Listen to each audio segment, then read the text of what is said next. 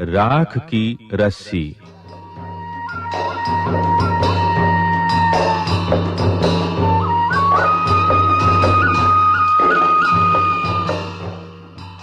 लोनपो गार तिब्बत के 32वें राजा सोनग वसैन गाम्पो के मंत्री थे।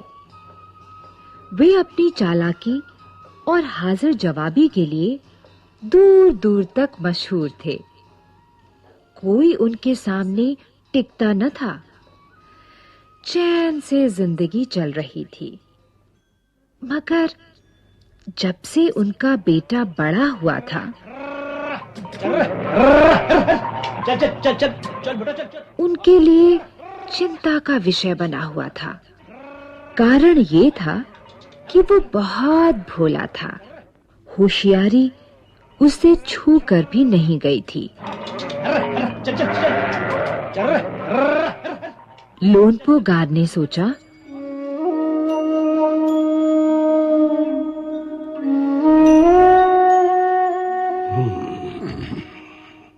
मेरा बेटा बहुत सीधा साधा है।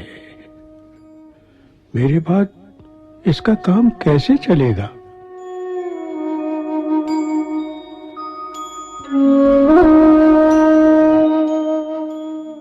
एक दिन लोनपो गार ने अपने बेटे को 100 भेड़ें देते हुए कहा, तुम इन्हें लेकर शहर जाओ। मगर इन्हें मारना या बेचना नहीं, इन्हें वापस लाना 100 जौ के बोरों के साथ। क्या 100 बोरे? वरना मैं तुम्हें घर में नहीं घुसने दूंगा। मगर मैं ये सब कैसे? अच्छा।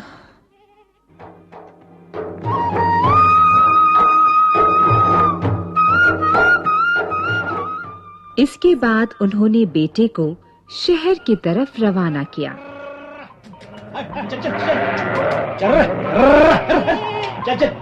चल बेटा, चल।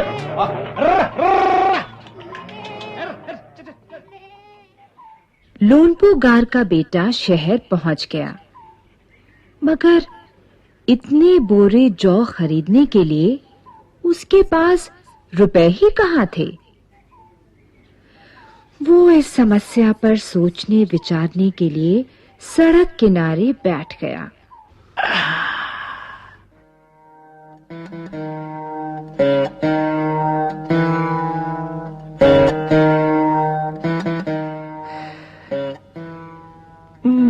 क्या करूं?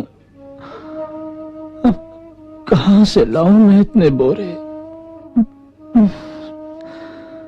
मेरी तो कुछ समझ नहीं आ रहा।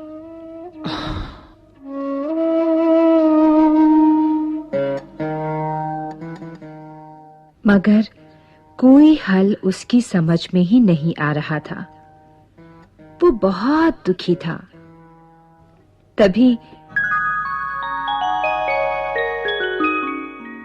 एक लड़की उसके सामने आ खड़ी हुई।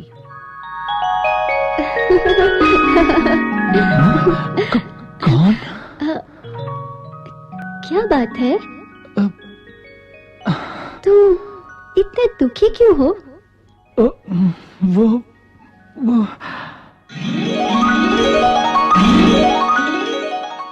लोनपो गार के बेटे ने अपना हाल कह सुनाया। अब मैं क्या करूं? इसमें इतना दुखी होने की कोई बात नहीं। हाँ? मैं इसका हल निकाल देती हूँ। सच? हाँ।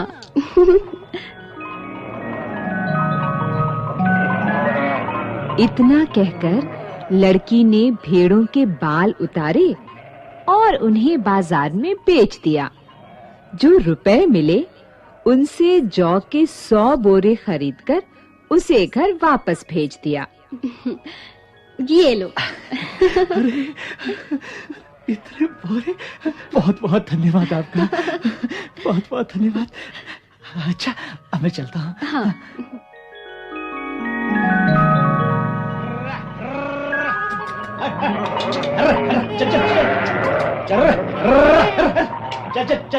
चल बेटा चल।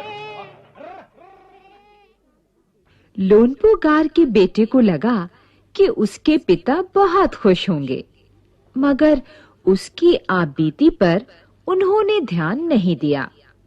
वे उठकर कमरे से बाहर चले गए।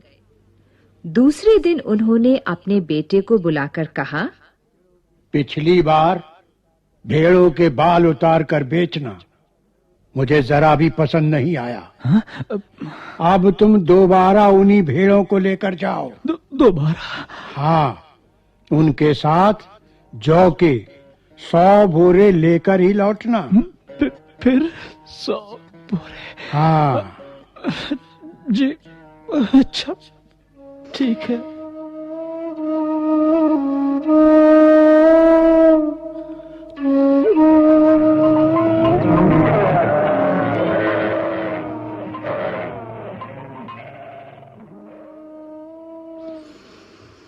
एक बार फिर निराश लोनपो गार का बेटा शहर में उसी जगह जा बैठा।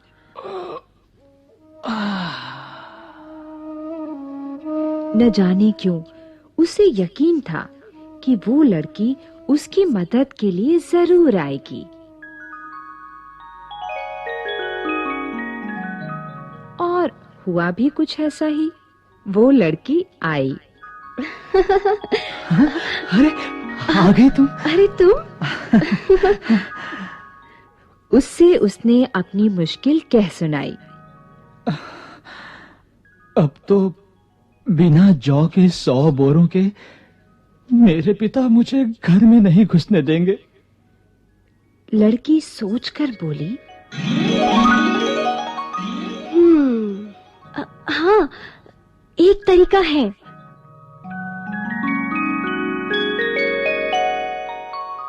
उसने भेड़ों के सींग काट लिए। उन्हें बेचकर जो रुपए मिले, उनसे 100 बोरे जौ खरीदे। बोरे लोनपो गार के बेटे को सौंपकर लड़की ने उसे घर भेज दिया।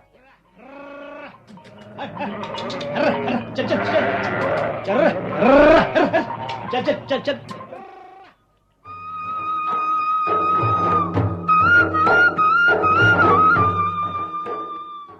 भेड़े और जौ के बोरे पिता के हवाले करते हुए लोनपो गार का बेटा खुश था।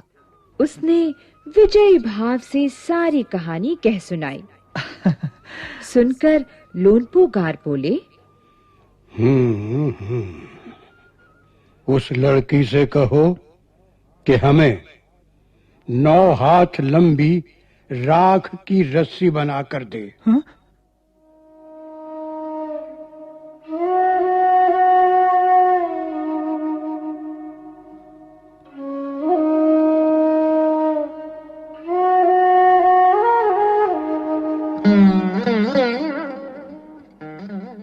उनके बेटे ने लड़की के पास जाकर पिता का संदेश दोहरा दिया। हाँ?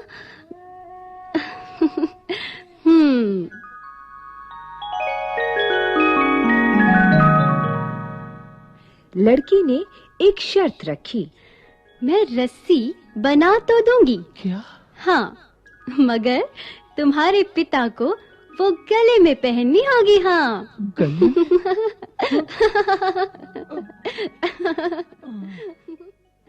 लोनपो गार ने सोचा, ऐसी रस्सी बनाना ही असंभव है।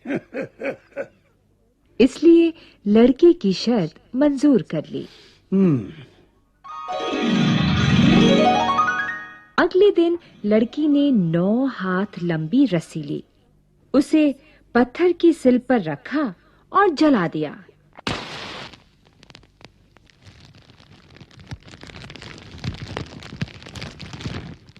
रस्सी जल गई, मगर रस्सी के आकार की राख बच गई।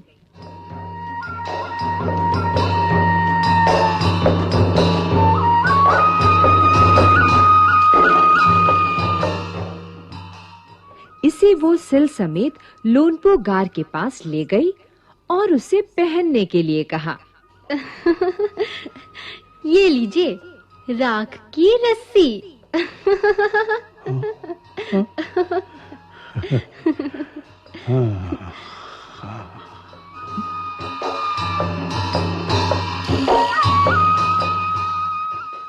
लोनपोगार रस्सी देखकर चकित रह गए। वे जानते थे कि राख की रस्सी को गले में पहनना तो दूर, उठाना भी मुश्किल है। हाथ लगाते ही वो टूट जाएगी। लड़की की समझदारी के सामने उनकी अपनी चालाकी धरी रह गई।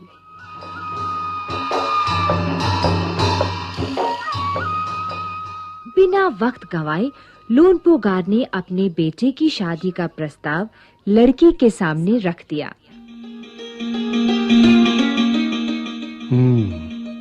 क्यों? बोलो।